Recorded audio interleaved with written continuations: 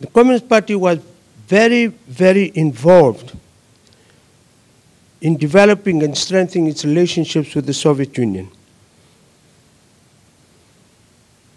Throughout this period, it was an uncritical acceptance of the role and place of the Soviet Union in the world revolutionary process, and an understanding, a recognition that the Soviet Union was the bulwark of progressive and revolutionary forces to withstand what was called, and some of them might not like these words, by the power and strength of the imperialist powers. And this has been a constant in the history of the development of the internationalist positions of the Communist Party, the ANC, and the other Congress alliance partners. And so, anti-colonialism, anti-imperialism, anti-racism, the struggle for world peace, the support for progressive struggles throughout the world is a constant theme in the history of the making of the foreign policy of the ANC, now that we're talking about the ANC. And so when you talk about, whether you want to talk about Iran, you want to talk about Libya, and just let me make this clear about Libya, Gaddafi never gave us a penny. I'm telling you now. He started giving us money after 1990, and when Mandela went there. So this whole nonsense about that we were subject to financial pressures either from Libya or Iran or the Soviet Union, let me say this very clearly. There's just a lot of hogwash and propaganda positions. We arrived at our own positions, obviously influenced by how we understood the world. And today too, you arrive at foreign policy positions because of the way you understand the world, the way you see it. And it doesn't have to. And it must not reflect the positions of the major Western powers. Why should we reflect their positions? Their positions are very different from ours. They proceed from a very different basis. And so when they want to talk about human rights, when they want to talk about something else, then they must also talk about the fact that the United States treated Latin America as its own backyard. France treated the French-speaking colonies and now still treats many of the African, French-speaking African countries as its own backyard. To be rude about it, they didn't want us to piss in their backyard. And so I think we need to understand this. And if you don't understand this, you will not understand why and how we arrived at some of our positions. And so we did not come with a clean slate in 1994. So when Alvin Zhou walks in and Pahad was his deputy minister, there were ANC positions that had to be adopted and implemented by a democratic government. Now, obviously, as I said earlier, and this becomes true, and that's what I've been asked to talk about, that post the democratic elections in '94, the developments, the conflicts, the tensions, the issues, the challenges on the African continent was and remains a top priority of the African National Congress. Now you must understand that prior to 1994, not this country, not these people, the apartheid regime, and the white minority was a pariah on the African continent, not us. We had developed the closest relationship with many countries, probably the greatest South African we have ever produced, Oliver Tambo, played a seminal role in helping to develop our relations with the rest of the African continent, with the Organization of African Union. And so it's very important to understand why we talk about an African agenda, why we think that Africa must remain a top priority. And so our interventions in the continent at the time of Mandela, at the time of Mbeki, now too, and Lindy will speak about it, is how do we defend, promote, protect, enhance the unity and cohesion of our continent. And obviously we are going to take positions that are not the same as the major Western powers. And sometimes we'll take positions which don't necessarily coincide with the views of other African countries. And I don't understand why that's wrong. If right now the European Union can't even decide on a Eurozone properly, then why should we in Africa not have our own differences of opinion? But let me say this about Nigeria. We cannot have a serious African policy, and we cannot seriously think we can influence developments on our continent without South Africa and Nigeria working together. That's just a fact of life. Because Nigeria is an exceptionally powerful country. Its place and role in West Africa, its economic strength and its future economic strength places Nigeria in a very special position. In West Africa, they have 70% of the economy of that region. South Africa has more than 80% of the economy of SADC. So obviously we need to have the closest working relationship with Nigeria. But in the course of evolving your own positions, you may well have differences of opinion. And why not? Because sometimes you have different ideas of how you want to resolve an issue. And one of that was Côte d'Ivoire. I remain absolutely convinced that our position on the Ivory Coast was absolutely correct, that the French intervention was not in favor of progressive change in the Ivory Coast, that the arrest of Laurent Gbagbo was illegal. That's our position. But we didn't take this position because we had no understanding of what the requirements are for this African continent. On Libya, it started before.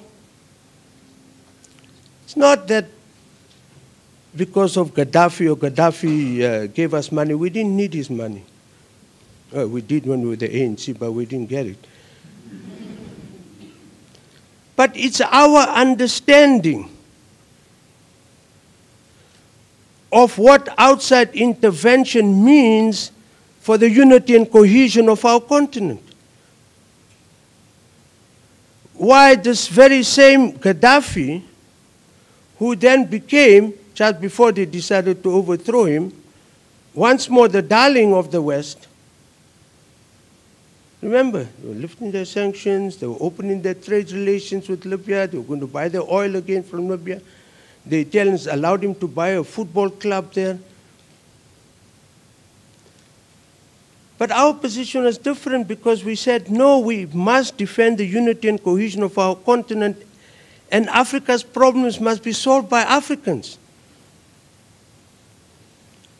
We must devise our own solutions, obviously not in isolation from the rest of the international community. And so during the time of the Mandela and Mbeki administration, this was always the position. Of course, Mbeki is not the one who discovered African Renaissance. It's there from the time of Du Bois. Go to Marcus Garvey. But what he did was that he was able to put on the international agenda the notion, the concept of African Renaissance, because you had a country, South Africa, which was sufficiently powerful and sufficiently resourced and endowed to play an important role in international politics. NEPAD also is something that was developed during the time of Mandela and Mbeki. The formation of the African Union, which we launched in Durban, and we're celebrating the 10th anniversary later this year, was also an idea born here.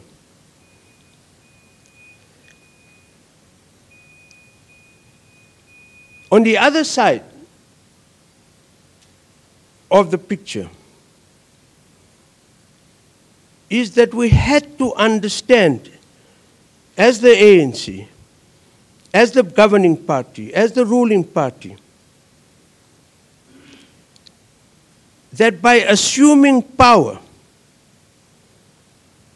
you at the same time have imposed on you limitations and restraints. There's no unchallenged power. You can't just walk into Union Building and do what you want to. At least he was able to show in Zoyan office. For Mbeki, I had to walk around the building. It's okay, he'll take this office. Of course, there are limitations and restraints on the exercise of your power. Of course, you can't always do everything that you want to do because there are other actors that play on the same stage. You've got to take into account other people's views, concerns, interests. However much you might dislike, as you might have heard, I don't like them, the foreign policies of the United States of America, the EU, I don't like them. But you don't have a choice in the matter. You've got to give very serious consideration to their positions, because they are still very, very powerful players and actors on the international stage. More so at the time after the collapse of the Soviet Union, you had the United States more or less as a unilateral power. Of course, now we can talk about different power bases. So let me end by saying now that from the very beginning, and even before '94, within the ANC, we had very serious discussions about how to try to develop and build alliances with other countries to withstand the pressures that we knew will come from the more powerful major Western powers.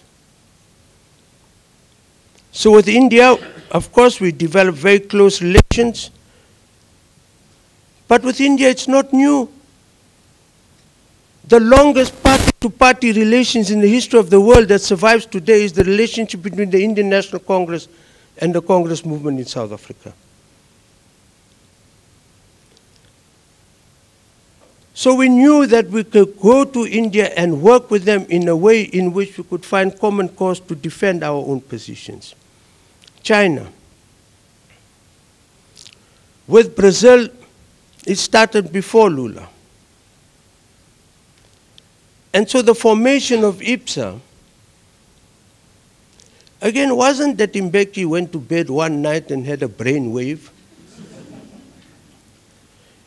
It was something that evolved over a period of time after very intensive discussions amongst ourselves and with others about how do we try to develop and form these kind of major groupings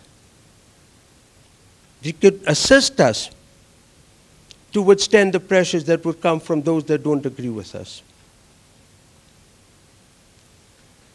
The same with BRICS. I know they say this fellow from wherever he is, Goldman Sachs or something, thought of it. He might have thought of the acronym.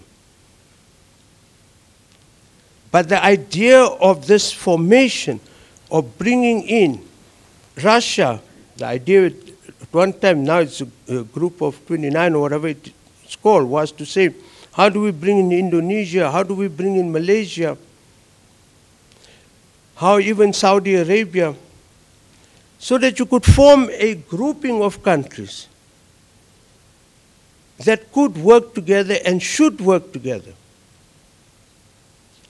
Not in the interests of some major power, not in the interests of major monopoly capital, but in the people's interest. And so if you want to understand why today we take these positions we take, need to understand, as I said again, that these come from the positions evolved by the ANC and its alliance partners. And we had long been involved in international politics. Who do you think built the most powerful solidarity movement the history has ever seen? The anti-apartheid movement, if it wasn't us. I heard Victor saying about that they were saying, well, sanctions. No, Victor, the discussions were not with you people, they were with us. No, in all honesty, the discussions were with us. We had to make a decision as to at what point will sanctions be lifted. We made the decision to talk to Danny Craven from the South African Rugby Union. We made the decision to talk to our soccer people here. We made the decision that the South African cricket team could go and play in India, the first test, post-isolation. It was our decisions, and people understood that if the African National Congress does not take that position, they can't move. That is how we had developed our relations, to the extent that the rest of the world, at least on these issues, was not prepared to move without the consent of the African National Congress. And so we understood that our Durban Congress in Becky's spoke form, I think non-stop at about bloody 2 o'clock in the morning, I think it was, for over 2 or 3 hours explaining why we had to take a decision to say, right, we're going to ask people not to continue to impose sanctions. We had been unbanned. We knew the elections were coming. And of course, we knew we were going to win the elections. No, not because we were arrogant, but we understood the support that we enjoyed amongst the masses of our people. So the last word I will say is that while they were negotiating with Mandela, whilst Mandela was a prisoner, they were negotiating with us who were in exile. But only they knew that they were talking to Mandela and they were talking to us. We didn't know they were talking to Mandela. Mandela didn't know they were talking to us. And the most wonderful thing is, this is where I'm going to end up, because it tells you a lot about us, is that Mandela told them the same thing that we told them. And that tells you a lot about the African National Congress. Thanks.